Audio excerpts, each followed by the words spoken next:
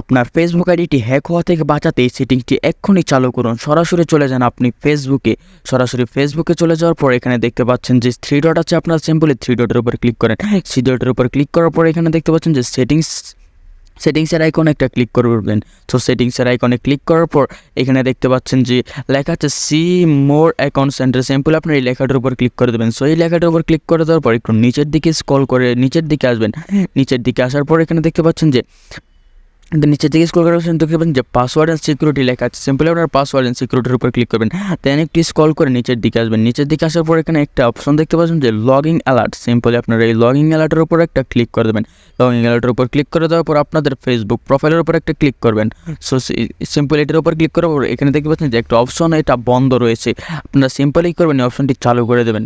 So bomb, আপনার Facebook আইডিটি কিন্তু আর কেউ হ্যাক করতে পারবেন। হ্যাক যদি কোনো কেউ যদি লগ ইন করতে চাই তাহলে কিন্তু আপনার এখানে